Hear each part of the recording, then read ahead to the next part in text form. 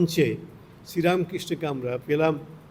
তিনি সবারই সঙ্গে ভালো একটা সম্পর্ক তৈরি করছেন, যেটা নতুন জিনিস।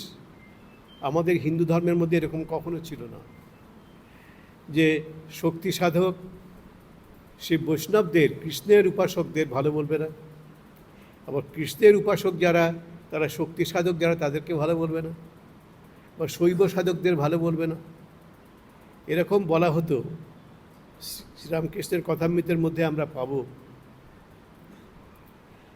যে যারা কালীর উপাসক তারা কৃষ্ণের উপাসনাকে সহ্য করতে পারে না, আবার যারা কৃষ্ণের উপাসনা করেন তারা আবার শক্তির উপাসক যারা, কালীর উপাসক যারা, তাদের সহ্য করতে পারে না, অথবা শিবের উপাসক যারা, তাদের সহ্য করতে পারে না।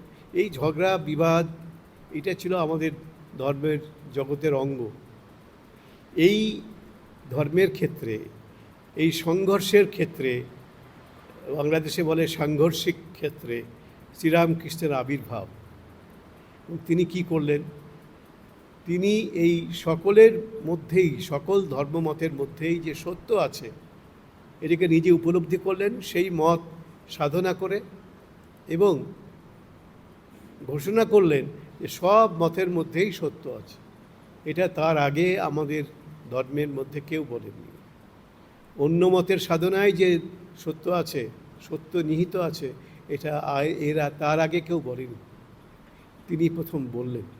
অর্থাৎ একটি মিলনের ভূমি তিনি প্রস্তুত করলেন। শাক্ত, শৈব এবং বৈষ্ণব, হিন্দু ধর্মের এই যে প্রধান তিনটি মত, এদের মধ্যে যে সাংঘর্ষিক ক্ষেত্রটি ছিল, তার মধ্যে একটা মিলনের সেতু তিনি রচনা করলেন।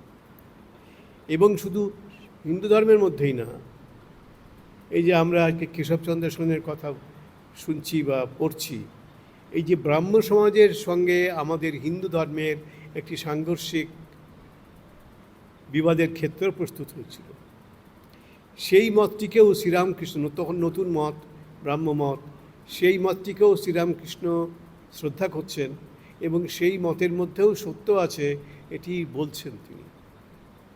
এটা একটা অদ্ভুত জিনিস। অর্থাৎ এই শ্রীরামকৃষ্ণের দক্ষিণেশ্বরের যে মন্দির প্রাঙ্গণ, সেটি নিজেই একটি মিলনের বা সমন্বয়ের ক্ষেত্রভূমি রূপে সকলের সামনে উপস্থাপিত হচ্ছে। এটাই হয়তো ঈশ্বরের ইচ্ছে, এবং সেজন্যই হয়তো শ্রীরামকৃষ্ণের আবির্ভাব।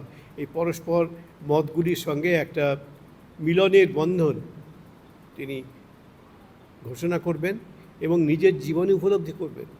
কোনো হিন্দু উপাসককে